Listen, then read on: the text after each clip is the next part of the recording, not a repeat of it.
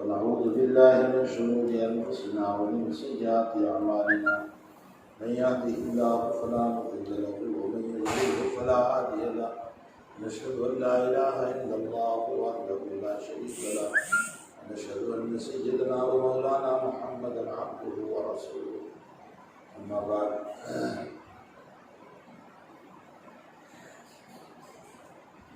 أعوذ بالله من الشيطان الرجيم بسم الله الرحمن الرحيم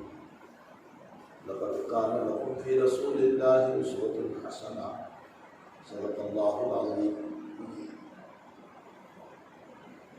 بزرگان محترم، معزز بھائی، دوستو، عزیز، اس وقت مجھے جو عنوان دیا گیا ہے وہ یہ ہے کہ سیرت رسول صلی اللہ علیہ وسلم. ظاہر سی بات ہے کہ یہ ایک ایسا عنوان ہے جس پر ساری زندگی بولتے رہو. آپ کے اوصاف و کمالات ایسے ہیں کہ انسان کا اپنا علم ختم ہو سکتا ہے، آپ کے اوصاف و کمالات کوئی بیان نہیں کر سکتا. بعض صوفیہ نے لکھا ہے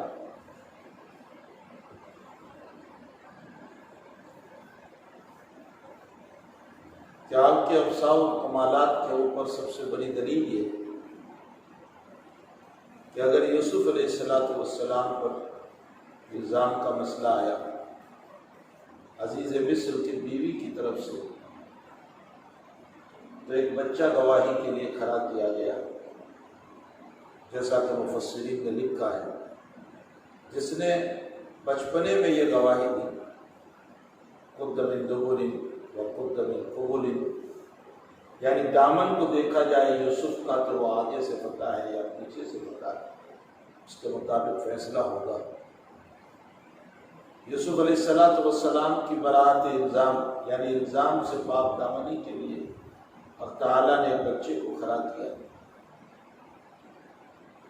حضرت مریم علیہ السلام پر الزام آیا اور بہت بڑا الزام، تو عیسیٰ علیہ السلام کھڑے ہوئے، انی عبداللہ آتانی الکتاب وجعلنی نبیا وجعلنی مبارکا اینما کنت واوصانی بالصلاۃ والزکاۃ ما دمت حیا. لیکن گھرانے نبوت محمد رسول اللہ صلی اللہ علیہ وسلم پر الزام آیا تو خود حق تعالیٰ نے گواہ بن کر قرآن کریم میں مستقل حضرت عائشہ کی برات کو بیان فرمایا.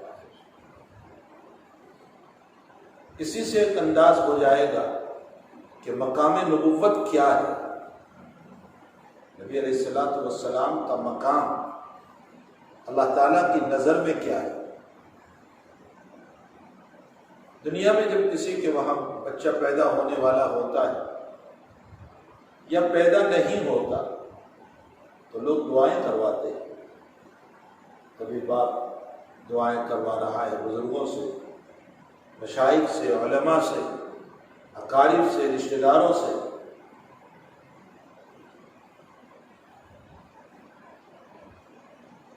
گھر کی ان عورتوں سے جو پاک دامن اور نیک صالحہ ہے ان سے دعائیں کرواتے ہیں. بچہ پیدا ہوتا ہے تو یہی عالم ہوتا ہے کہ باپ مشائخ کے پاس لے جاتا ہے، دعائیں کرواتا ہے، علماء کے پاس لے جاتا ہے، دعائیں کرواتا ہے. عورتیں خود دعائیں کرواتی ہیں اور خود کرتی ہیں. اس دنیا کے دستور پر اگر ذات اقدس صلی اللہ علیہ وسلم کو سمجھا جائے تو کسی بچے کی پیدائش کے لیے کسی شیخ نے دعا کی ہوگی، کسی عالم نے دعا کی ہوگی، کسی عورت نے دعا کی ہوگی، کسی ماں نے دعا کی ہوگی، کسی دادی نے یا پھوپھی نے دعا کی ہوگی، نانی نے یا خالہ نے دعا کی ہوگی. ہمارے آقا کی ولادت کے لیے سیدنا ابراہیم خلیل اللہ نے دعا فرمائی. اللہ تعالیٰ قرآن کریم میں دعائے ابراہیم کو نقل کرتے ہوئے فرماتے ہیں کہ جب تعمیر کعبہ ہو گیا، کعبۃ اللہ تعمیر ہو گیا، تو آپ نے خود دعا فرمائی، ربنا وابعث فیہم رسولا منہم یتلو علیہم آیاتہ ویزکیہم ویعلمہم الکتاب والحکمہ وَإِن كَانُوا مِن قَبْلُ لَفِي ضَلَالٍ مُبِينٍ۔ شان ابراہیم پر اگر غور کریں تو قرطبی نے لکھا ہے کہ حضرت ابراہیم علیہ السلام کی دو دعائیں بڑی زبردست ہیں۔ ایک دعا سیدنا اسماعیل علیہ السلام کے سلسلے میں، جو آپ کی دعا ہی کی وجہ سے اللہ تعالیٰ نے اسماعیل عطا فرمایا۔ اسحاق تو اس کے بعد پیدا حضرت سارہ علیہ السلام سے، پہلے آپ کی دعا کا نتیجہ اسماعیل علیہ السلام ہے، وہ بھی سیدنا ابراہیم کی دعا کا نتیجہ ہے، اور دوسرا محمد رسول اللہ صلی اللہ علیہ وسلم جو اسی سلسلے سے آ رہے، یہ بھی دعائے ابراہیم کا نتیجہ ہے۔ اور عجیب و غریب بات یہ ہوئی کہ ایک کو صاحب زمزم بنایا اور ایک کو صاحب کوثر بنایا۔ سیدنا اسماعیل علیہ السلام صاحب زمزم بنے، اور اسی کی نسل میں آنے والا امام الانبیاء محمد رسول اللہ صلی اللہ علیہ وسلم تعالیٰ جل شانہ عما نوالہ نے صاحب کوثر بنایا۔ ایک کو ذبیح اللہ بنایا تو ایک کو حبیب اللہ، ایک اللہ کے دربار میں جان پیش کر کے اللہ کا محبوب بن گیا، تو محمد رسول اللہ پوری زندگی پیش کر کے حبیب اللہ بن گئے۔ تو ایک کو ذبیح اللہ بنایا اور ایک کو حبیب اللہ بنایا۔ پھر یہ بھی اگر غور کیا جائے، مجھے اس وقت ان باتوں کو کھولنا نہیں تھا لیکن ذہن میں یہ باتیں چل پڑی، اگر اس پر بھی غور کیا جائے کہ آپ نے جب کعبۃ اللہ کو تعمیر فرمایا، سیدنا ابراہیم علیہ السلام نے جب کعبۃ اللہ کو تعمیر فرمایا، تو یہ مسئلہ مسلم ہے کہ معمار کو اس کی مزدوری دی جاتی ہے، اور معمار اپنی مزدوری کو مانگتا ہے۔ ایسی بات ہے کہ جب وہ اپنی مزدوری کو مانگے گا تو وہ اس کی مزدوری کو ادا کرے گا، مالک جو ہے وہ اس کی مزدوری ادا کرے گا۔ ابراہیم علیہ السلام معمار کعبہ ہے، اور آپ نے اللہ کا مکان بنایا، اور جب آپ مزدوری مانگ رہے تو آپ بزبان حال گویا کہ یہ کہہ رہے ہیں نہ مجھے مال و دولت کی ضرورت ہے، نہ میں فضل و کمال مانگ رہا ہوں، اگر یہ رب تجھ سے مانگ رہا ہوں تو اس کعبۃ اللہ کو آباد کرنے والا مانگ رہا ہوں، جو ایک مقدس ترین مقام ہے۔ اس مقام سے بڑھ کر کوئی محترم مقام نہیں ہو سکتا ہے۔ یا اللہ میں وہ تجھ سے مانگ رہا ہوں، ربنا وابعث فیہم رسولا منہم یتلو علیہم آیاتہ ویزکیہم ویعلمہم الکتاب والحکمہ وَإِن كَانُوا مِن قَبْلُ لَفِي ضَلَالٍ مُبِينٍ۔ نبی اکرم صلی اللہ تعالیٰ علیہ وسلم دعائے ابراہیم علیہ السلام کا نتیجہ ہے۔ آپ خود ارشاد فرماتے ہیں کہ میں ابراہیم کی دعا کا نتیجہ ہوں، اور ابراہیم جدی و مجدد الانبیاء، ابراہیم میرے بھی دادا ہیں اور انبیاء بنی اسرائیل کے بھی دادا ہیں۔ پھر اس سے آگے اگر غور کیا جائے آپ کی ولادت باسعادت کے اوپر، تو حقیقت حال یہ ہے کہ کسی جگہ جلسہ ہوتا ہے تو اس جلسے میں مختلف مقررین ہوتے ہیں جو عمومی بیان کرنے والے ہوتے ہیں، اس لیے کہ ہر ایک کو صدر مقام حاصل نہیں ہوتا۔ صدر کا جو مقام ہوتا ہے وہ ہر ایک کو حاصل نہیں ہوتا۔ مجلس کا صدر ایک ہی ہوا کرتا ہے، متعدد مجلس کے صدر نہیں ہوا کرتا، اور اسی کے ماتحت وہ پورا جلسہ چلتا ہے۔ ظاہر سی بات ہے کہ ذات اقدس صلی اللہ علیہ وسلم کے باب میں دیکھا جائے تو آپ سے پہلے اب تعالیٰ جل شانہ عما نوالہ نے بہت سارے انبیاء کو بھیجا، اور ان انبیاء کرام نے اپنے اپنے وقت میں اپنی اپنی قوم کو اپنے اپنے علاقے میں دین کی باتوں کو سمجھایا۔ جس زبان میں بھی وہاں کی زبان ہوگی، اب تعالیٰ کی باتوں کو، توحید اور رسالت کو، اللہ کی وحدانیت کو، بعث بعد الموت کو خوب سمجھایا۔ اور دنیا کا یہ بھی دستور ہے کہ اخیر میں صدر مجلس کا خطاب ہوتا ہے، اور صدر مجلس کے خطاب کے بعد کسی کا خطاب نہیں ہوتا. یہ مسئلہ مسلم ہے کہ صدر مجلس کے خطاب کے بعد کسی کے خطاب نہیں ہوا کرتا، اور صدر مجلس کے خطاب سے پہلے کوئی آدمی کھڑے ہو کر صدر مجلس کا تعارف کراتا ہے، جو اس کی آمد سے پہلے تعارف ہوتا ہے. عمومی بیانوں کے بعد ظاہر سی بات ہے کہ سلسلہ نبوت چلتا رہا، اور اب صدر مجلس صدر کائنات محمد رسول اللہ صلی اللہ علیہ وسلم تشریف لانے والے تھے. تو آپ سے پہلے حضرت عیسیٰ علیہ السلام کے ذریعے سے قرآن کریم میں آپ کا تعارف کرایا گیا، اور یہ بتایا گیا کہ میرے بعد اب ایک نبی قریب آنے والا ہے، من بعد اسمہ احمد. یہ عیسیٰ علیہ السلام کا خطاب یہ دلیل ہے اس بات کے اوپر کہ آنے والے نبی کا تعارف ہو رہا ہے، صدر مجلس کا تعارف ہو رہا ہے، صدر کائنات کا تعارف ہو رہا ہے کہ اس کا نام احمد ہوگا، یعنی وہ اللہ کی بہت تعریف کرنے والا ہوگا. احمد کا معنی بہت تعریف کرنے والا، وہ اللہ کی بہت تعریف کرنے والا ہوگا. اور ظاہر سی بات ہے کہ اس کی تعریف کا عالم یہ ہوگا کہ اس کی تعریف دنیا میں بھی چلے گی، اور اس مقام پر بھی اس کی تعریف چلے گی جہاں کسی کو دم زدن کی اجازت نہیں ہو سکتی ہے، بولنے کی اجازت نہیں ہو سکتی ہے، چاہے وہ آدم ہو یا نوح، ابراہیم ہو یا اسماعیل ہو، موسیٰ ہو یا عیسیٰ ہو علیہ السلام الف مرہ. لاکھوں سلام ان صحابہ ان انبیاء کرام پر نازل ہو، اور لاکھوں درود ان انبیاء کے اوپر نازل ہو. ان انبیاء کو بھی بولنے کی اجازت نہیں ہوگی. وہاں اگر مقام محمود کی حیثیت سے اگر کوئی تعریف کرے گا تو وہ محمد الرسول اللہ صلی اللہ علیہ وسلم ہے. یعنی قیامت کے دن اللہ تعالیٰ کے سامنے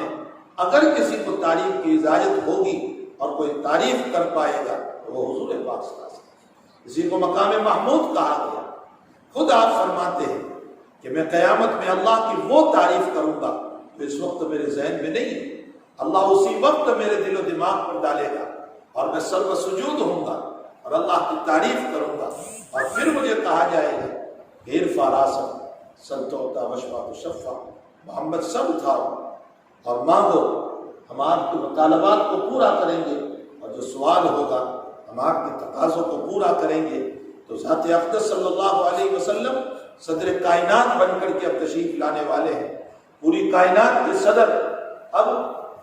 آپ کی نبوت زمانے کے اعتبار سے بھی عام ہوگی، اور زمین کے اعتبار سے بھی عام ہوگی، مکانی اعتبار سے بھی آپ کی نبوت عام ہوگی. چاہے وہ دنیا کا کونا کیوں نہ ہو، لیکن محمد الرسول اللہ ہی کی نبوت چلے گی. اور زمانے کے اعتبار سے الی یوم القیامہ آپ ہی کی نبوت چلنے والی ہے، اور کسی کی نبوت نہیں چلے گی. سیدنا عیسیٰ علیہ السلام آپ کی نبوت کے تابع بن کر کے آئیں گے، آپ ہی کے احکام کا نفاذ فرمائیں گے. ایک سوال ہو سکتا ہے میرے بھائیوں اور بہنوں کہ مسلم شریف کی روایت ہے کہ آپ جب آئیں گے تو جزیے کو ختم کریں گے، سلیب توڑ دیں گے. سلیب توڑنے کی وجہ تو یہ ہوگی کہ آپ ثابت کر دیں گے عیسیٰ علیہ السلام کہ جو تمہارا غلط عقیدہ ہے وہ باطل ہے. ما قتلوہ وما صلبوہ ولکن شبہ لہ، تمہیں شبہ ہو گیا کہ مجھے مارا گیا تھا، نہ مجھے قتل کیا گیا ہے اور نہ مجھے سولی دی گئی. یہ سلیبی مسئلہ تمہارا غلط ہے. خنزیر کو قتل کریں گے. بعض لوگوں نے اس پر جو یوں کہہ دیا کہ شریعت عیسوی میں خنزیر حلال تھا اور اس شریعت میں حرام ہوا، اس لیے آپ اس کو قتل کریں گے. یہ قطعاً غلط تقریر ہے. کسی شریعت میں خنزیر حلال نہیں ہوا، لیکن خنزیر کے قتل کرنے کی وجہ حضرات محدثین یہ لکھتے ہیں کہ آپ خنزیر کو قتل کر کے اس کے نجس العین ہونے کی طرف اشارہ کریں گے کہ یہ کسی صورت میں پاک نہیں ہو سکتا ہے. چاہے بعض جانور تو وہ ہے کہ جس کے باپ میں تھوڑی سی گنجائش بھی نکل آتی ہے، لیکن اس کے باپ میں کوئی گنجائش نہیں نکلتی. بعض جانور وہ ہے کہ جو اس کا چمڑا دباغت دینے کے بعد پاک ہو سکتا ہے، جیسے کتے کا چمڑا اگرچہ وہ ناپاک ہے لیکن اس کا چمڑا دباغت کے بعد پاک ہو سکتا ہے. لیکن سور اور خنزیر وہ جانور ہے کہ جو دباغت کے بعد بھی پاک نہیں ہو سکتا. صرف حضرت الامام محمد ابن حسن شیبانی رحمۃ اللہ علیہ نے یہ اس کے بالوں سے جوتا سینے کی اور جوتا گاتھنے کی اجازت دی، اس لیے کہ اس کے بال بڑے مضبوط ہوتے ہیں، لیکن یہ اس زمانے کی بات ہے جب مضبوط دھاگے نہیں تھے، آج مضبوط دھاگے موجود ہیں، اس لیے حضرت امام محمد ابن حسن کے اس قول کے مقابلے میں اب مضبوط دھاگے ہی کو استعمال کیا جائے، نہ کہ اس کے بالوں کو استعمال کیا جائے گا۔ تو آپ خنزیر کو قتل کریں گے اور جزیہ کو بھی ختم کریں گے۔ جزیہ کا معنی ہوتا ہے کہ کوئی دارالاسلام میں بغیر اسلام کے رہتا ہے اور معاہدہ اس کا قبول کر لیا جاتا ہے تو حکومت کو سالانہ ایک ٹیکس دیا جاتا ہے، اس کو جزیہ کہا جاتا ہے۔ آپ آ کر کے جزیہ کو ختم کریں گے، اس پر اشکال ہوتا ہے کہ جزیہ تو شریعت محمدی کا حکم ہے صلی اللہ علیہ وسلم، اللہ کے حبیب کی شریعت کا یہ حکم ہے کہ جزیہ لیا جائے، تو آپ اس کو ختم کر کے گویا کہ شریعت محمدی کے ایک مسئلے کو ختم کر دیں گے، تو پھر شریعت محمدی پر آپ کہاں چلے ہیں؟ آپ نے تو گویا ایک نئی شریعت قائم کر دی۔ اس کا جواب یہ ہے کہ اس اشکال کرنے والوں کو دیکھنا چاہیے کہ یہ بیان کون کر رہا ہے۔ بیان کر رہے ہیں محمد رسول اللہ صلی اللہ علیہ وسلم کہ جب عیسیٰ آئیں گے تو جزیہ کو ختم کریں گے۔ معلوم ہوتا ہے صاحب شریعت نے اپنی شریعت کا مسئلہ حصول جزیہ یعنی جزیہ وصول کرنے کی مدت نزول عیسیٰ تک بیان کر دی ہے، اس کے بعد خود آپ ہی کی شریعت یہ ہوگی کہ اب جزیہ نہیں لیا جائے۔ معلوم ہوتا ہے عیسیٰ علیہ السلام یہ جو جزیے کو ختم کریں گے شریعت محمدی پر ختم کریں گے، نہ کہ شریعت عیسوی کے اوپر۔ تو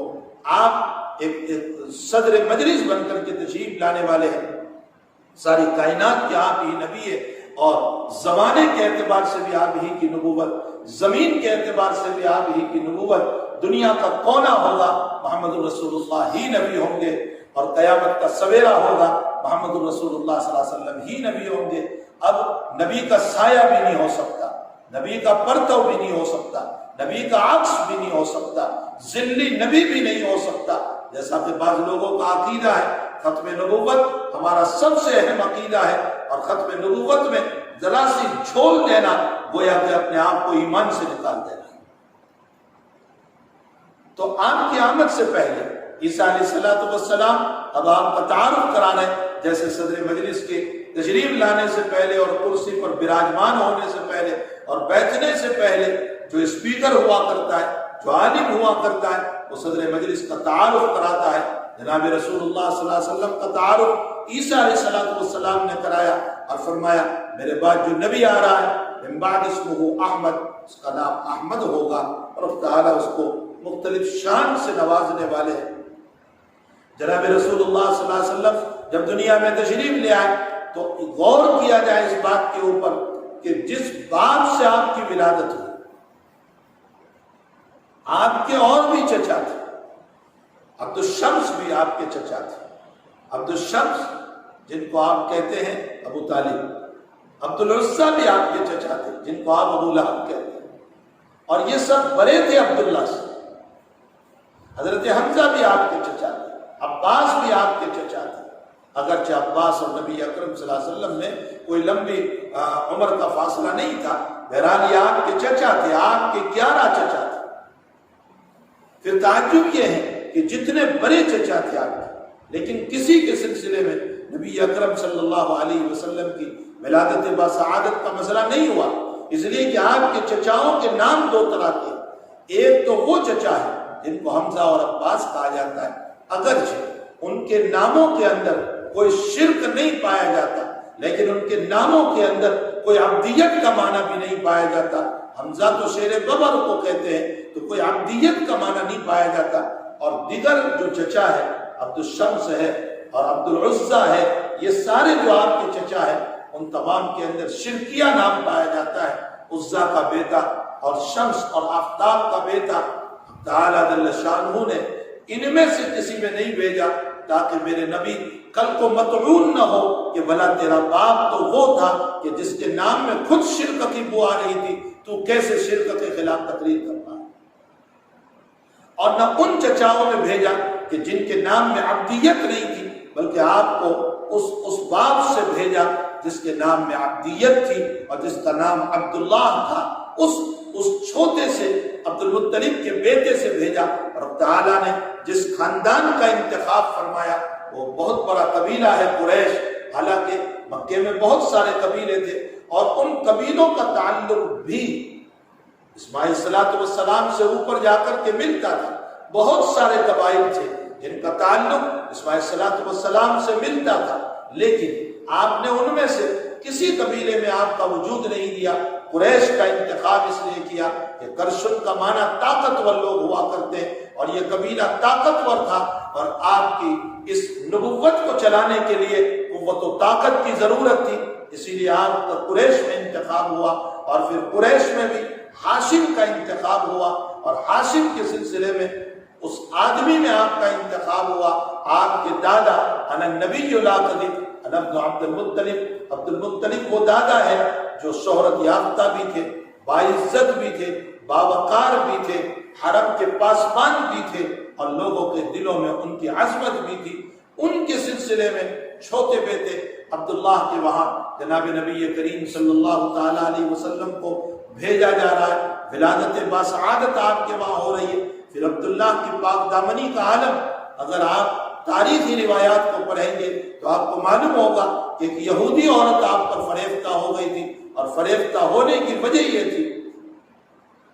مولانا ادریس صاحب قادری رحمۃ اللہ علیہ نے سیرت مصطفیٰ میں لکھا ہے کہ فریفتہ ہونے کی وجہ جو اس عورت نے بعد میں ظاہر کی، اس نے آپ سے پیشکش کی تھی کہ میں تم سے نکاح کرنا چاہتا ہوں. عبداللہ نے پہلے یوں کہہ دیا کہ میں میرے باپ کا وفادار بیٹا ہوں، میرے باپ کو پوچھے بغیر قدم نہیں اٹھا سکتا. کچھ وقت کے بعد پھر ملاقات ہوئی تو اس عورت نے کہا اس سے نکاح کر لو. تو اس موقع پر عبداللہ نے کہا میرے باپ نے میرا نکاح کرا دیا، یعنی میرا نکاح ہو چکا آمنہ نامی عورت سے. اس موقع پر اس عورت نے یوں کہا تھا کہ اگر آپ مجھ سے نکاح نہیں کر رہے تو کچھ دنوں کے لیے میرے ساتھ رہیں، محبت کر لیجئے میرے ساتھ. چونکہ اس زمانے میں تو اس طرح کے مسائل چلا کرتے تھے، آپ میرے ساتھ محبت کر لیجئے. تو اس دوسری بات کا جواب حضرت عبداللہ نے، خواجہ عبداللہ نے یہ دیا کہ یہ قطعاً نہیں ہو سکتا ہے کہ میں جو ہے اس طرح کی محبت کروں جس سے میرا باپ ناراض ہو جائے، عبد المطلب ناراض ہو جائے، اور میرا باپ عبد المطلب اس طرح کی باتوں کو پسند نہیں کرتا. یہ وہ پاک دامنی ہے سیدنا محمد رسول اللہ صلی اللہ علیہ وسلم کے باپ کی. اب وہ عورت ماجرا کھول رہی ہے کہ میں تم سے اس لیے بار بار نکاح کا اصرار کر رہی ہوں اور اس لیے تم سے نکاح کو کہہ رہی ہوں کہ تمہاری پیشانی میں نبی کا نور معلوم ہو رہا ہے، اور میں نے اپنی کتاب تورات میں پڑھا ہے جس سے یہ معلوم ہوتا ہے کہ وہ پیغمبر جو ہے وہ تیری ہی پیشانی کے اندر جھلک رہا ہے اور تیرے ہی اندر سے آنے والا ہے. میں چاہتی تھی کہ تیرے پشت سے یہ نبی میرے پیٹ میں آ جائے اور میرے سلسلے سے وجود ہو. اسی لیے تو یہودیوں کو حضور پاک صلی اللہ علیہ وسلم سے دشمنی ہو گئی تھی، صرف اس بنیاد پر. کس بنیاد پر؟ صرف اس بنیاد پر کہ ہمارے اندر سے آپ کیوں نہیں آئے، باقی اور کوئی وجہ نہیں تھی. یعرفونہ کما یعرفون ابناءہم، وہ لوگ محمد رسول اللہ صلی اللہ علیہ وسلم کی رسالت و نبوت کو اس طرح جانتے تھے جیسے اپنے بیٹے کو جانتے تھے. بلکہ مفسرین نے لکھا ہے، مولانا ادریس صاحب قادری رحمۃ اللہ علیہ نے معرف القرآن میں لکھا ہے، فرمایا بیٹے کے بات میں شبہ ہو سکتا ہے. عبداللہ ابن سلام رضی اللہ تعالیٰ عنہ کے کلام کو نقل کیا اور فرمایا بیٹے کے بات میں شبہ ہو سکتا ہے، محمد رسول اللہ کی رسالت کے بات میں کوئی شبہ نہیں. تو بہرحال یہودیوں کو اسی کی آپ سے دشمنی تھی کہ آپ کے اندر کیوں نہیں آئے. تو وہ عورت کہنے لگی کہ میں چاہتی یہ تھی کہ وہ نبوت کا نور تمہاری پشت سے میرے پیٹ میں آ جائے، میرے رحمدانی میں آ جائے اور مجھ سے وجود ہو، لیکن اب تمہارا نکاح ہو چکا ہے. اب تعالیٰ جل شانہ نے اس نور نبوت کو جس کے پیٹ میں ڈالنا تھا اس کا نام ہی تھا امانت والی. آمنہ اس کا نام تھا، وہ امانت والی تھی، صفت امانت اس کی خاص صفت تھی. ظاہر سی بات ہے کہ اس نبی کے وجود میں لانے کے لیے ایسے ہی مرد کی ضرورت تھی جو پاک دامن ہو، جس کا دامن پاک دامن ہو، اور ایسی عورت کی ضرورت تھی جو انتہائی درجہ امانت دار ہو. اب تعالیٰ نے انہی کے اندر نبی کریم صلی اللہ علیہ وسلم کا وجود دیا. اسی لیے علامہ سیوطی رحمۃ اللہ علیہ نے، خیر یہ علمی بات ہے، عام تقریروں میں اس طرح نہیں باتیں ہوا کرتی، لیکن میں ذرا سا اشارہ کر دوں. علامہ سیوطی رحمۃ اللہ علیہ نے اس مسئلے کے اوپر بہت تفصیل سے گفتگو فرمائی ہے کہ حضرت نبی کریم صلی اللہ علیہ وسلم کے والدین سے متعلق کیا مسئلہ ہوگا۔ مختلف اقوال نقل کیے ہیں آپ کے والدین سے متعلق، اس لیے کہ آپ کے والدین نے آپ کے نبوت کے زمانے ہی کو نہیں پایا ہے۔ ادھر آپ ماں کے پیٹ میں ہیں اور عبداللہ دنیا سے تشریف لے گئے، آپ کے والد صاحب دنیا سے تشریف لے گئے، اور آپ 6 سال کے ہیں اور والدہ دنیا سے تشریف لے گئے، تو ان دونوں نے نبوت کا زمانہ ہی نہیں پایا ہے، انہوں نے فطرت کا زمانہ پایا۔ فطرت کا معنی عیسیٰ علیہ السلام اور محمد رسول اللہ صلی اللہ علیہ وسلم کی نبوت، ان دونوں کے بیچ کا جو زمانہ ہے جس میں کوئی نبی نہیں تھا، وہ زمانہ پایا ہے۔ علامہ سیوطی رحمۃ اللہ علیہ اس مسئلے پر مستقلاً ایک کتاب تحریر فرماتے ہیں، ایک رسالہ لکھتے ہیں نبی کے والدین کے اوپر، اور اس کو محبت میں ڈوبا ہوا وہ رسالہ، اور تمام اقوال کو نقل کرنے کے بعد سب سے اخیر میں اپنی تحقیق پیش کرتے ہیں کہ میری رائے یہ ہے کہ نبی علیہ السلام کے والدین یہ ناجی ہے، جنت میں جائیں گے، نجات پائیں گے، اور اس کی وجہ یہ ہے کہ یہ اس زمانے میں آئے ہیں جس زمانے کے اندر کوئی نبی کی نبوت کا مسئلہ نہیں تھا۔ اور دوسری طرف یہ ہے کہ کہیں ادنا روایت کے اندر اور ان کی زندگی سے متعلق کسی تاریخی روایت کے اندر کہیں شرک کرنا ان سے ثابت نہیں ہے، اور جب شرک کرنا ثابت نہیں ہے تو لامحالہ فطرت کے دور میں، یعنی جب کوئی نبی نہ ہو اس دور کے اندر صرف توحید کا قائل ہو جائے وہ انشاءاللہ تعالی جنت میں جائے۔ یہاں آپ نے تحقیق پیش کی۔ بہرحال حضور پاک صلی اللہ علیہ وسلم کی ولادت باسعادت حضرت عبداللہ اور آمنہ کے گھر کے اندر ہوئی۔ پھر آپ کی ولادت کے لیے حق تعالیٰ نے جس جگہ کا انتخاب کیا، اللہ قادر مطلق تھا، آپ کی ولادت باسعادت کو بیت المقدس میں بھی کر سکتا تھا، جو ہے انبیاء کرام علیہ السلام کا مدفن ہے، جو ابراہیم علیہ السلام کا مدفن ہے، جو یعقوب علیہ السلام کا مدفن ہے، جو یوسف علیہ السلام کا مدفن ہے۔ شام میں بھی آپ کی ولادت ہو سکتی تھی، جہاں پر بہت سارے انبیاء کرام علیہ السلام آرام فرمائے۔ یہ وہ مقامات محترم ہے کہ جہاں پر بے شمار انبیاء کرام علیہ السلام آرام فرما ہے، وہاں آپ کی ولادت ہو سکتی تھی، لیکن اللہ تعالیٰ نے ایسی جگہ پر نہیں، بلکہ آپ کی ولادت باسعادت کے لیے مکۃ المکرمہ کا انتخاب فرمایا، اس لیے کہ ابراہیم نے جس مدرسے کے لیے دعا فرمائی تھی اس مدرسے کا وجود ہی مکۃ المکرمہ میں۔ ربنا وبعث فیہم رسولا من انفسہم، جس کعبۃ اللہ کے باب میں دعا فرمائی تھی وہ کعبۃ اللہ اسی مکۃ المکرمہ میں تھا، اور ساری کائنات کا وہ قبلہ بننے والا تھا، اس لیے آپ کا وجود باسعادت اس مکۃ المکرمہ میں دیا گیا، اور پھر عرب قوم کے اندر دیا گیا، اس لیے کہ عربی زبان کو تمام زبانوں پر تفوق حاصل۔ عربی زبان وہ ہے کہ جس کے باب میں حضور پاک صلی اللہ علیہ وسلم نے فرمایا میری زبان بھی عربی ہے، اہل جنت کی زبان بھی عربی ہے، ملائکہ کی زبان بھی عربی ہے۔ تو عربی زبان کو اگرچہ ماقبل کتابیں کوئی سریانی میں اتری، کوئی عبرانی میں اتری، کوئی دوسری زبانوں میں اتری، صحف ابراہیم و موسیٰ، ابراہیم علیہ السلام کے صحف ان کی زبان میں اترے ہوں گے، موسیٰ علیہ السلام کے صحیفے ان کی زبانوں میں اترے ہوں گے، شیس علیہ السلام کے زمانے میں جو صحیفے اترے ہیں وہ ان کی زبان میں اترے ہوں گے، اخنوق علیہ السلام پر جو صحیفے اترے تھے، اس لیے کہ کل 100 صحیفے اللہ تعالیٰ نے اتارے تھے، جس میں کچھ شیس علیہ السلام پر، کچھ اخنوق علیہ السلام پر، کچھ ابراہیم علیہ السلام پر، اور 10 صحیفے موسیٰ علیہ السلام پر قبل نزول تورات کے آنے سے پہلے۔ یہ 100 صحیفے اللہ تعالیٰ نے اپنی اپنی زبان میں اتارے، پھر تورات اپنی زبان میں اتری، پھر انجیل اپنی زبان میں اتری، پھر زبور اپنی زبان میں جو بھی وہاں زبان ہوگی اس میں اتاری گئی، لیکن قرآن مقدس کو عربی زبان میں اتارا، جس کو تمام زبانوں پر تفوق ہے، اور اس کی فصاحت و بلاغت خود نبی اکرم صلی اللہ علیہ وسلم نے فرمایا انا افصح العرب، میں سب سے فصیح بولنے والا ہوں۔ اور عربی زبان کا حال یہ ہے کہ ایک گھوڑے کو لے لیا جائے تو اس گھوڑے کے لیے 10 نام ہے، آپ کسی اور زبان کا انتخاب کر لیں اس میں ایک لفظ ایک معافی ضمیر کو ادا کرنے کے لیے ایک ہی لفظ ہوا کرتا ہے یا دو لفظ ہوا کرتے ہیں. یہاں حقیقت حال یہ ہے کہ ایک گھوڑے کو ادا کرنے کے لیے مختلف نام، کوئی خیل بھی کہہ رہا ہے، کوئی فرس بھی کہہ رہا ہے، کوئی اور انداز سے بھی اس کو بول رہا ہے، تو مختلف نام جو ہے وہ ایک گھوڑے کے لیے بولے جاتے ہیں. اتنی وسیع زبان ہے، اتنی وسیع زبان ہے. اور پھر ساتھ ساتھ فصاحت و بلاغت کا عالم یہ ہے کہ مثلا ہم نے نماز پڑھی، مجھے اگر یہ کہنا ہے کہ ہم نے نماز پڑھی تو کتنی لمبی بات اور کتنے الفاظ استعمال کرنے پڑتے ہیں. ہم نے تو ہم آیا، نے آیا، نماز اور پڑھی، چار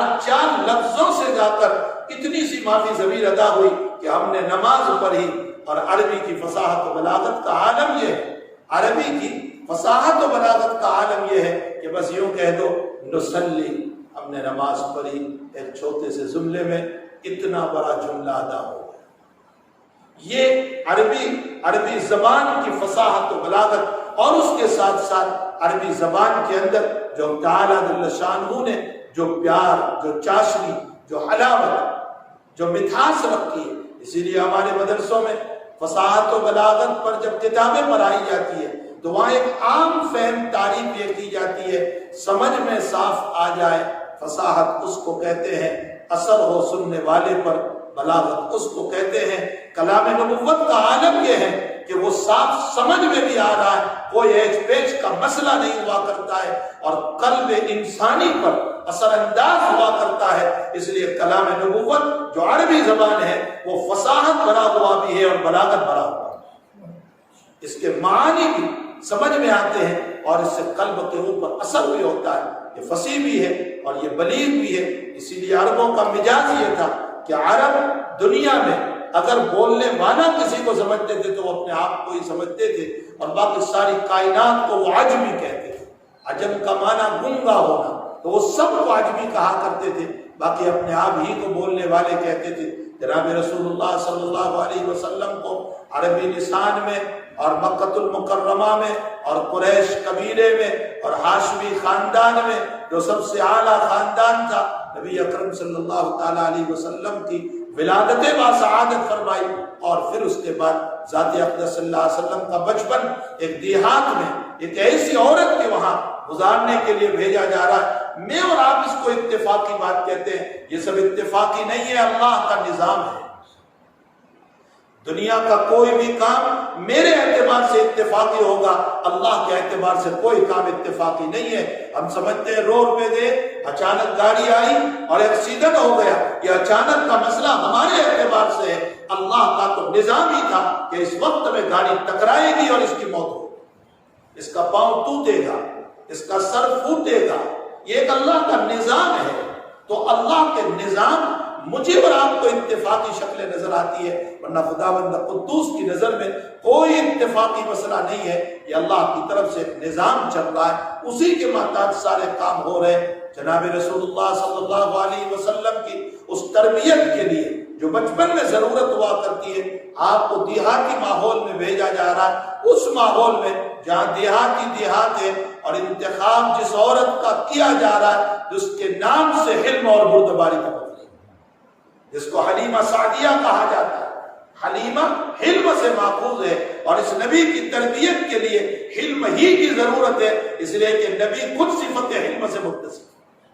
تو ظاہر سی بات ہے کہ جس صفت کو لے کر کے یہ آیا ہے اس کی تربیت کے لیے حلم کی ضرورت ہے. ایک جملہ میں اکثر سیرت النبی کے اندر کہا کرتا ہوں کہ وہ بچپنا جناب رسول اللہ صلی اللہ علیہ وسلم کا حلیمہ سعدیہ کے وہاں گزرا ہوگا. نہ معلوم وہ بچپن کے نخرے جو ذات اقدس نے کبھی کیے ہوں گے، اور رکنا جو چھوٹے بچوں کا ہوا کرتا ہے. یقیناً جناب رسول اللہ صلی اللہ علیہ وسلم کا ایک اعلیٰ مقام اور آپ کا بچپن بھی بہت اعلیٰ، لیکن جو بچہ ہوا کرتا ہے کبھی رکنا بھی ہوا ہوگا، اور اس موقع پر حلیمہ کا حلم اس کو منا رہا ہوگا اور اس کو سینے سے لگا رہا ہوگا. وہ کیسا عجیب و غریب ایک منظر ہوگا اور کیسے تربیت ہو رہی ہوگی محمد رسول اللہ صلی اللہ تعالی علیہ وسلم کی. تو آپ کے دودھ کے لیے جس عورت کا انتخاب کیا گیا وہ حلم سے بری ہوئی، اور آپ کے سینے میں حلیمہ کا دودھ نہیں جا رہا تھا بلکہ حلم جا رہا تھا، بردباری جا رہی تھی جناب رسول اللہ صلی اللہ تعالی علیہ وسلم کے پیٹ کے اندر۔ اور پھر اس کے بعد آقا صلی اللہ تعالی علیہ وسلم جیسے جیسے بڑے ہوتے جا رہے، اس کے بعد حضور پاک صلی اللہ تعالی علیہ وسلم کے نکاح کا جب مسئلہ آ رہا ہے تو پھر آپ کے لیے جن عورتوں کا انتخاب ہو رہا ہے، قرآن کریم خود اعلان کرتا ہے یا نساء النبی لستن کاحد من النساء، اے میرے نبی کی عورتیں آپ عام عورتوں کی طرح نہیں ہیں۔ معلوم ہوتا ہے کہ نبی علیہ الصلوۃ والسلام کی عورتوں کے لیے اور جن عورتوں کا انتخاب ہوا ہے وہ بھی بڑا عجیب و غریب انتخاب ہوا ہے۔ خدیجۃ الکبریٰ رضی اللہ تعالیٰ عنہ کا حلم، آپ کی بردباری، آپ کی قربانیاں محمد رسول اللہ صلی اللہ علیہ وسلم کے لیے، یہ تو کہنے کے اعتبار سے یوں کہہ دیا جاتا ہے کہ عورتوں میں خدیجہ پہلے ایمان لائے اور مردوں میں پہلے ابو بکر ایمان لائے اور بچوں میں علی ایمان لائے اور غلاموں میں زید ایمان لائے۔ یہ تطبیق کے لیے اس طرح کی بات کی جا رہی ہے، ورنہ حقیقت یہ ہے کہ اصل اصول سب سے پہلے اگر آپ پر کوئی ایمان لایا ہے تو وہ خدیجۃ الکبریٰ ہے۔ ابو بکر سے پہلے بھی خدیجۃ الکبریٰ ایمان لائی ہے۔ اس کی وجہ یہ ہے کہ آقا صلی اللہ علیہ وسلم جب اقرا بسم ربک الذی کی وحی لے کر کے آئے ہیں اور آپ نے گھر میں آ کر آپ کا شانہ کانپ رہا تھا، آپ کے کندھے کانپ رہے تھے اور آپ نے آ کر خدیجۃ الکبریٰ رفیقہ حیات سے فرمایا زملونی زملونی، مجھے کمبل اڑا دو۔ گھبرایا ہوا انسان لحاظ اوڑھ کر سو جاتا ہے، فرمایا مجھے کمبل اڑا دو، اور تھوڑی دیر کے بعد جب آپ کی گھبراہٹ دور ہوئی تو آپ نے غار حرا کا پورا واقعہ خدیجۃ الکبریٰ رضی اللہ تعالیٰ عنہ کو نقل فرمایا اور فرمایا قد خشیت علی نفسی، مجھے میری ذات پر خوف ہے کہ اسی طرح اگر مجھے دبایا جاتا رہا تو میری جان کا مسئلہ ہو جائے گا۔ اس موقع پر خدیجۃ الکبریٰ نے نہ آپ کی وحی کا انکار کیا، نہ آپ کی جبریل کے آمد کا انکار کیا، نہ اس ملاقات کا انکار کیا، نہ یہ کہا کہ کوئی خواب ہوگا جو آپ کو آیا ہوگا، نیند ہوگی جس میں آپ نے یہ بات دیکھی ہوگی، یہ بات من گھڑت ہے، یہ خیالات ہے آپ کے، یہ کچھ نہیں ہے۔ ایک بات آپ نے نہیں کہی بلکہ تائید کرتے ہوئے یوں کہا کہ آپ کے اخلاق تو وہ ہیں کہ انک لتصل الرحم وتقسم القلب وتحمل المعدوم وتقری الضیف وتعین علی نوائب الحق، جن کے اخلاق اتنے اونچے ہوتے ہیں اللہ ان کو کبھی ضائع نہیں کرتا۔ آپ کے یہ کلمات دلیل ہے اس بات کی کہ آپ اپنے دل میں محمد رسول اللہ کے اقرا بسم کو اتار چکے ہیں۔ یہ پہلی وحی کا اقرار سب سے پہلے خدیجۃ الکبریٰ رضی اللہ تعالیٰ عنہ نے فرمایا تھا، اسی لیے ساری زندگی اللہ کے حبیب اپنی خدیجہ کو یاد کرتے رہے، ساری زندگی یاد کرتے رہے خدیجہ کے انتقال کے بعد۔ بلکہ جس سال خدیجۃ الکبریٰ کا انتقال ہوا، اگرچہ اسی سال ابو طالب کا بھی انتقال ہوا جو آپ کے چچا، یہ دونوں بازو تھے آپ کی حفاظت کے لیے اور آپ کے معین اور مددگار ہونے کے لیے۔ جب تک یہ دونوں تھے اہل مکہ کی ہمت نہیں تھی کہ آپ کو ضرر پہنچائے، آپ کو تکلیف پہنچائے، اور جب ان دونوں کا انتقال ہوا تو وہ نبوت کا 10واں سال تھا، یعنی سن نبوی 10 تھا۔ جناب رسول اللہ صلی اللہ علیہ وسلم نے اس سال کو عام الحزن قرار دیا، یعنی غم کا سال ہے۔ مطلب یہ ہے کہ اس سال میرے اوپر اتنا بڑا غم ٹوٹا کہ ادھر خدیجہ بھی گئے، ابو طالب بھی چلے گئے۔ آپ نے اسی کے بعد طائف کا رخ کیا تھا، وہ طائف کا رخ اسی بنیاد پر آپ نے کیا تھا کہ جب مکے میں اب میرا کوئی نہیں رہا اور مسلمان تھوڑے سے ہیں جو میرا ڈیفینس نہیں کر سکتے، میری حفاظت نہیں کر سکتے، تو میں طائف جاؤں اور میں وہاں کوئی جو ہے اپنی پناہ پکڑوں اور کسی کے وہاں پناہ لوں اور اس کے ساتھ ساتھ اپنے دین کی دعوت پیش کروں۔ اگر وہاں پناہ مل جاتی ہے تو میرے لیے بہت بہتر ہوگا۔ اگرچہ شاہ ولی اللہ صاحب رحمۃ اللہ علیہ نے طائف جانے کی حکمت یہ بیان فرمائی ہے کہ نبی علیہ الصلوۃ والسلام اس لیے طائف تشریف لے گئے تھے کہ وہ آپ کا ننیال تھا۔ ننیال باعتبار حلیمہ سعدیہ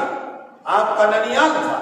آپ نے بچپن وہاں گزارا تھا، حلیمہ سعدیہ وہیں کی تھی، دودھ پلایا تھا آپ کو، اس لیے آپ کا ننیال تھا۔ اور دنیا کا دستور ہے کہ ننیال والوں کو اپنے نوازوں اور بھانجوں سے محبت ہوا کرتی ہے۔ آپ نے اس لیے بھی رخ فرمایا تھا کہ اہل طائف میرے نانا کا گاؤں ہے، میرا ننیال ہے، تو وہ میرے ساتھ محبت کریں گے، میرے ساتھ پیار کریں گے، مجھے قبول کریں گے اور میرا ٹھکانہ مل جائے گا تاکہ مجھے دین کی اشاعت کے اندر۔ لیکن عبد یعلیل نے اور اسی طرح اس کے بھائی مسعود نے اور اس کے تیسرے بھائی حبیب نے، جیسا کہ بخاری شریف کی روایت میں کہ ان تینوں نے، اور حضرت ان تینوں ہی کے وہاں تشریف لے گئے اس لیے کہ وہ طائف کے بڑے تھے، اور ان کے وہاں جا کر کے آپ نے جب اپنی بات کو پیش کیا تو ایک نے تو یہ کہہ دیا کہ کعبۃ اللہ کے غلاف کو چاک کرنے کے لیے اور فاڑنے کے لیے محمد تیرے علاوہ اللہ کو کوئی ملا ہی نہیں، اور دوسرے نے کہا کہ نکل جا یہاں سے، ہم تیرا منہ دیکھنا نہیں چاہتے، گفتگو کرنا نہیں چاہتے، اور تیسرے نے کہا کہ بھلا اگر تو نبی ہے تو تجھ سے بات کرنے میں میرا نقصان، اور اگر تو نبی نہیں ہے تو تجھ سے بات کرنے میں میرا جی نہیں چاہتا۔ آپ ایک دکھی دل کے ساتھ وہاں سے نکلے، اور پھر اوباشوں کے مسائل آپ کے ساتھ ہوئے، اور ان اوباشوں کے مسائل کی وجہ سے آپ زخمی ہو گئے، اور کرد الصعالب پر آپ پہنچے، جو مکہ المکرمہ سے ایک دن کے فاصلے پر اس زمانے کے اعتبار سے، ورنہ اب تو کرد الصعالب قریب آ گیا ہے، جس کو طائف سے آتے ہوئے میقات بھی کہا جاتا ہے، یہ کرد الصعالب ہے۔ وہاں آپ آئے اور آ کر کے آپ نے اپنے خون کو صاف کیا، زید بن حارثہ نے آپ کے خون کو صاف کیا، آپ سجدے میں گر گئے، اور جب سجدے سے اٹھتے ہیں تو سلام کی آواز آئی اور ایک بدلی نظر آئی، اور اس کے اندر سے جبریل امین نے سلام کیا، اور فرمایا حضرت ملک الجبال موجود ہے، یعنی پہاڑ کے فرشتے جن کے ہاتھ میں ساری دنیا کے پہاڑوں کا نظام ہے، حکم دے دے طائف کو ابھی تباہ و برباد کر دیں گے اور پیس ڈالیں گے، لیکن رحمت والا نبی تعالیٰ جل شانہ کو اور ان ملائکہ کو کہہ رہے کہ نہیں، میں ان کو بچھڑنے کے لیے دعا نہیں کرتا، بلکہ میں یہ دعا کرتا ہوں کہ اللہ آج نہیں تو کل ان کی نسلوں سے ایمان والوں کو پیدا کر۔ بہرحال سن نبوی 10 کو عام الحزن قرار دیا گیا، جیسے سن نبوی 6 کو یعنی نبوت کے 6 سال کو عام السرور قرار دیا گیا تھا۔ صحابہ سن نبوی یعنی نبوت کے 6 سال کو خوشی کا سال کہتے تھے، اور عام السرور کہنے کی وجہ یہ تھی کہ سن نبوی 6 میں حضرت عمر ایمان لائے تھے، اور عمر کے ایمان لانے کی وجہ سے صحابہ کی خوشیوں میں اضافہ ہو گیا تھا، اس لیے اس کو عام السرور کہا گیا۔ سن نبوی 10 جو ہے وہ عام الحزن ہے۔ بہرحال خدیجۃ الکبریٰ رضی اللہ تعالیٰ عنہا کی قربانیاں، آپ کے لیے اپنے مال کو نچھاور کر دینا اور آپ کو سب کچھ دے دینا، حتیٰ کہ اپنی جان تک آپ کے لیے نچھاور کر دینا، اور شیب ابی طالب میں جب بائقات ہو رہا ہے محمد رسول اللہ صلی اللہ علیہ وسلم کا، تو چاہے 2 سال کی مدت ہو، 2.5 سال کی مدت ہو، 3 سال کی، جیسا کہ روایات میں اس مدت کے اندر آپ کے ساتھ آپ کی رفیق حیات خدیجۃ الکبریٰ بھی جا رہی ہے، اور یہ نہیں کہہ رہی ہے کہ نہیں آپ جائیے میں آپ کے ساتھ نہیں آؤں گی، یہ نہیں ہو سکتا ہے۔ اسی لیے حضور پاک صلی اللہ علیہ وسلم نے فرمایا اللہ نے میری خدیجہ کو جنت میں کھوکھلے موتیوں کا وہ محل عطا فرمایا ہے کہ 30 بعض روایتوں میں 30 میل اور بعض روایتوں میں 7 میل کا تذکرہ آیا، یعنی اتنا لمبا کھوکھلے محل کا، کھوکھلے موتیوں کا محل میری خدیجۃ الکبریٰ کو عطا فرمایا۔ حضرت عائشہ رضی اللہ تعالیٰ عنہ نے کسی موقع پر آپ سے متعلق نہ بولنے کی بات بول دی کہ بھلا وہ بری ہو گئی تھی اور اس کو زمانہ گزر گیا، تو آپ نے فرمایا میری خدیجہ کے باب میں برائی نہ کرو، اس نے میرا تب تعاون کیا جب میرا کوئی تعاون کرنے والا نہیں تھا، اس نے میرا تب اقرار کیا جب میرا کوئی اقرار کرنے والا نہیں تھا۔ اسی طرح بہرحال آپ کی جتنی بیویاں ہیں وہ تمام کی تمام بیویاں منتخب من اللہ ہیں، اللہ کی طرف سے منتخب شدہ ہے۔ خدیجۃ الکبریٰ کی اسی وقت ضرورت تھی جب جناب رسول اللہ صلی اللہ علیہ وسلم اکیلے تھے، اس موقع پر خدیجہ کی ضرورت تھی، حضرت خدیجہ کو آپ کے قدموں میں ڈالا تاکہ آپ کی دولت کے ذریعے سے نبی علیہ السلام کو دین کے کام میں معاونت ملے، اس لیے خدیجہ سے نکاح ہوا۔ حضرت عائشہ رضی اللہ ازواج مطہرات پر دیکھا جائے تو سب کے سب کوئی بادشاہ کی بیوی ہے، جیسا کہ حضرت صفیہ رضی اللہ تعالیٰ عنہ وہ بادشاہ کی بیوی ہے اور بادشاہ کی بیٹی بھی ہے، یعنی اس کا باپ صفیہ کے باپ بھی بادشاہ تھا یہود کے اندر، اور شوہر بھی جو ہے ہوئی ابن اخطب وہ بھی ایک قلعے کا بادشاہ تھا۔ تو کوئی تو بادشاہ کی بیٹی ہے یا بادشاہ کی بیوی ہے، اور کوئی وہ ہے کہ جو مکہ کے سرداروں کی بیٹی ہے، جیسا کہ ام حبیبہ رضی اللہ تعالیٰ عنہ ابو سفیان کی بیٹی ہے جو مکہ المکرمہ کے سردار تھے، اور کوئی وہ ہے جو اعلیٰ خاندان کی بیٹی ہے جیسا کہ زینب رضی اللہ تعالیٰ عنہ، ام سلمہ رضی اللہ تعالیٰ عنہ، یہ اعلیٰ خاندان کی عورتیں تھیں، خدیجۃ الکبریٰ رضی اللہ تعالیٰ عنہ، عائشہ صدیقہ رضی اللہ تعالیٰ عنہ، یہ سب اعلیٰ درجے کے خاندان کی عورتوں کا انتخاب اب تعالیٰ جل شانہ نے فرمایا۔ میں نے ابھی کسی کے سامنے ایک بات ذکر کی تھی کہ حضرت عائشہ رضی اللہ تعالیٰ عنہ، نام ہی ہے عائشہ، اور عائشہ معنی ہوتا ہے عیش دینے والی، جو نبی کو عیش پہنچانے والی تھی، علم کے اعتبار سے بھی راحت پہنچانے والی تھی، اپنی زندگی کے اعتبار سے بھی حضرت عائشہ رضی اللہ تعالیٰ عنہ۔ ام سلمہ کے معنی میں خود سلامتی کا معنی پایا جا رہا ہے، ام حبیبہ کے معنی میں خود محبت کا معنی پایا جا رہا ہے۔ ایک ایک عورت کو اٹھا کر کے دیکھ لو کہ جن کے ناموں کے اندر یا تو محبت پائی جا رہی ہے، اتباع نبوی پایا جا رہا ہے، حضور پاک صلی اللہ علیہ وسلم کو آرام دینے، آپ کو راحت پہنچانے کے مسائل پائے جا رہے ہیں۔ اس لیے اللہ نے فرمایا یا نساء النبی لستن کاحد من النساء، آپ عام عورتوں کی طرح نہیں ہیں، آپ کا مقام بہت اونچا ہے۔ اس کے بعد آپ کو جو بیٹیاں ملی اور جو بیٹے ملے ان کی زندگی کو بھی اگر پڑھے، اس وقت نہیں ہے، ورنہ ان کی بیٹیاں اور بیٹوں کے اوپر میں مفصل ذکر کرتا۔ حضرت زینب رضی اللہ تعالیٰ عنہ جو واقعتاً زین و عبید تھی اور اپنے باپ کی زینت تھی،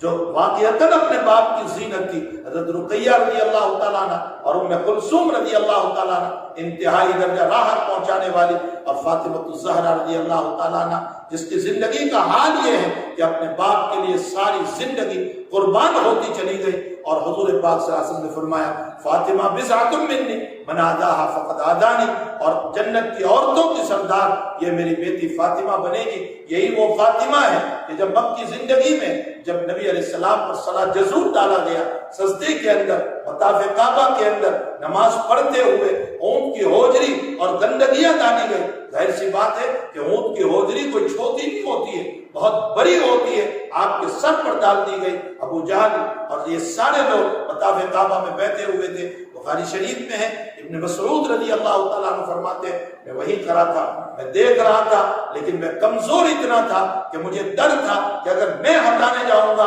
تو یہ سارے لوگ مجھے ماریں گے۔ اپنے ضعف، اپنی کمزوری کی وجہ سے میں نبی کے اوپر سے نہیں ہٹا سکا، البتہ میں دیکھتا رہا۔ بیٹی فاطمہ رضی اللہ تعالیٰ عنہ کو پتہ چلا، بیٹی فاطمہ آئی اور آنے کے بعد اپنے ہاتھوں سے اٹھایا اور اٹھانے کے بعد ہٹایا، اور اللہ کے نبی علیہ السلام بیٹھے، اور فاطمہ نے ان تمام لوگوں کو جو وہاں بیٹھے ہوئے تھے، ابو جہل، عتبہ، شیبہ، یہ سب بیٹھے ہوئے تھے، اور جو ہے اشکل قوم عقبہ ابن ابی معیط جو بدبخت تھا، اسی نے یہ لا کر کے ڈالا تھا، وہ بھی وہاں بیٹھا ہوا تھا، اور چھوٹی سی ننھی بچی یہ بنت رسول ہے صلی اللہ علیہ وسلم، ڈانٹنا شروع کیا ان لوگوں کو جو مکہ کے بڑے کہے جاتے تھے، اس لیے کہ ان میں شان نبوت جھلک رہی تھی، محمد رسول اللہ صلی اللہ علیہ وسلم کی صفات جھلک رہی تھی۔ فاطمہ الزہرا رضی اللہ تعالیٰ عنہ میں وہ قوت تھی، وہ طاقت تھی، اگرچہ وہ چھوٹی بچی تھی۔ یہی وہ بچی ہے کہ جب حضرت کے پاس آئی مکی زندگی میں اور فرمایا ابا جی آپ کے قتل کا پلان چل رہا، فرمایا بیٹی تم نے سنا؟ کہا جی، وہ لوگ باتیں کر رہے ہیں کہ آپ کو قتل کریں گے۔ فرمایا میرے وضو کا سامان لاؤ، یعنی لوٹا لاؤ، میرا مسواک لاؤ۔ حضرت نے وضو فرمایا اور 2 رکعت نماز پڑھی، اور اس کے بعد فرمایا اگر یہ لوگ میرے لیے چلتے تو اللہ ایک کھائی قائم کر دیتا جس میں آگ ہوتی، اور میرے قریب آنے سے پہلے اللہ ان کو اس کھائی میں زندہ گرا دے۔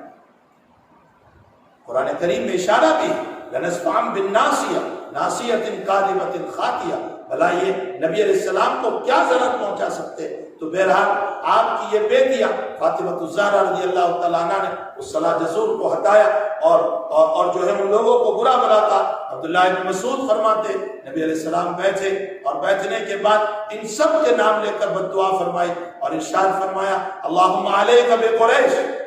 اللہم علیک بعتبہ، اللہم علیک بشیبہ، اللہم علیک بولید، اللہم علیک بابی جہل عمرو بن ہشام، سب کے نام لے کر آپ نے بد دعا فرمائی۔ اسے یہ معلوم ہوتا ہے کہ اگر اسلام کو ضرر پہنچ رہا ہے، اسلام کو نقصان پہنچ رہا ہے، تو اس صورت میں بد دعا کرنے کی اجازت ہے۔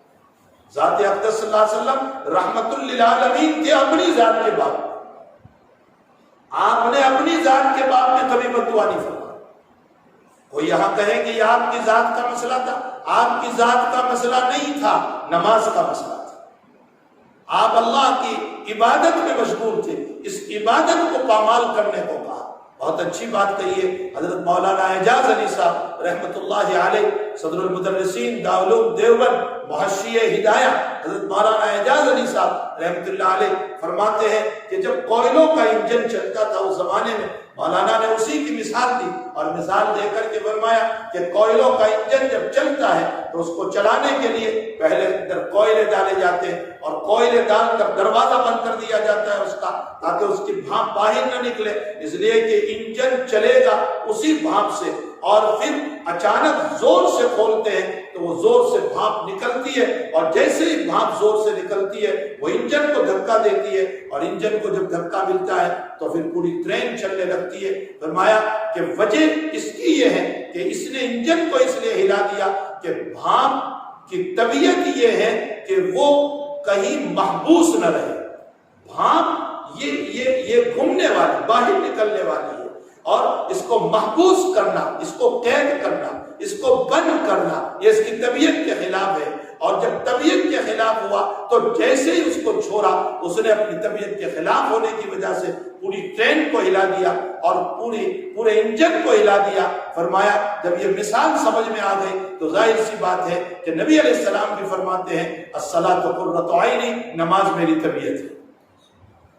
اور جب میری طبیعت ہے تو آپ کی طبیعت کے خلاف جب کیا گیا اور آپ کے سجدوں کو خراب کیا گیا تو آپ کو جوش آیا، جیسا کہ وہاں محبوس دھواں کو اور محبوس بھاپ کو غصہ آیا اور اس نے ٹرین کو ہلا دیا، یہاں بھی آپ کو غصہ آیا کہ نماز میری آنکھوں کی ٹھنڈک ہے، میری طبیعت ہے، اس کے خلاف تم کر رہے ہو۔ آپ نے اللہ کے دربار میں سر و سجود ہو کر ان کے لیے بد دعا فرمائی۔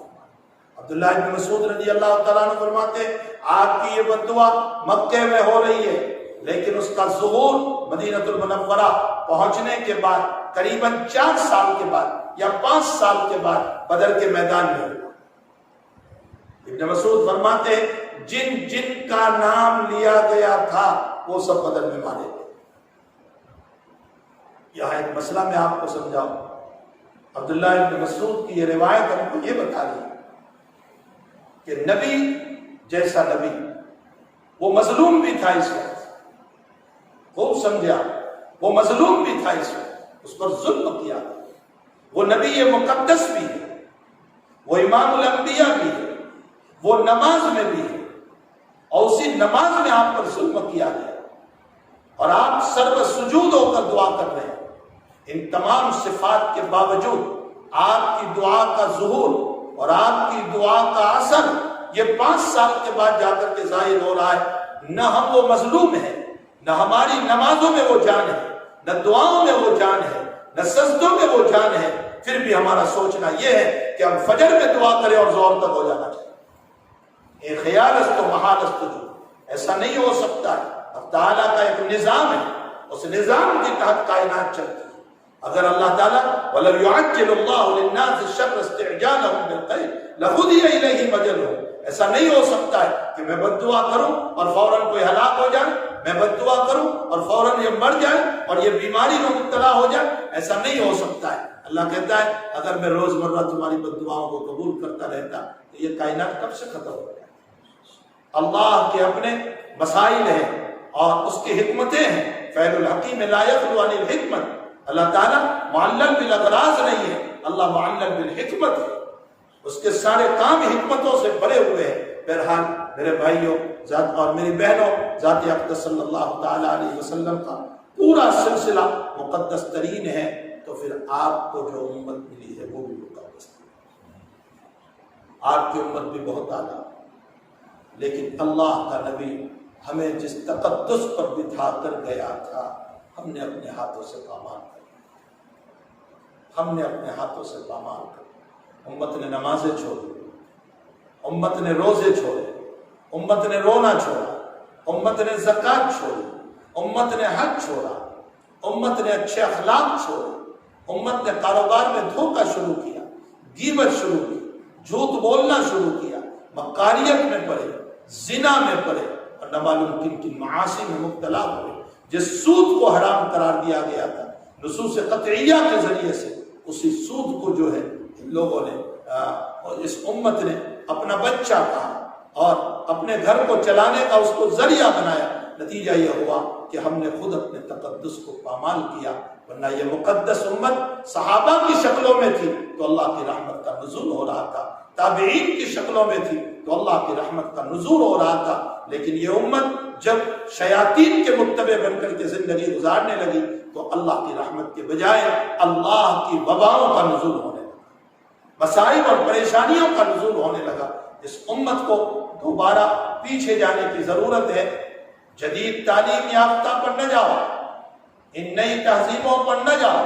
جو کھڑے ہو کر کھانے کو کلچر، اچھا کلچر بتا رہے، جو کھڑے ہو کر پانی پینے کو اچھی زندگی بتا رہے، جو کھڑے ہو کر پیشاب کرنے کو اچھی زندگی بتا رہے. اس جدید تعلیم پر نہ جاؤ، پیچھے چلو محمد رسول اللہ صلی اللہ علیہ وسلم کی زندگی پر، جنہوں نے ہمیں حیا بتائی، جنہوں نے شرم بتائی، جنہوں نے اچھے اخلاق بتائے، جنہوں نے اچھی زندگی بتائی، جنہوں نے ایک بہترین معاشرہ حضور پاک صلی اللہ تعالیٰ علیہ وسلم نے ہمیں عطا فرمایا. ہمیں حضور پاک صلی اللہ علیہ وسلم کے اس معاشرے پر جانے کی ضرورت ہے.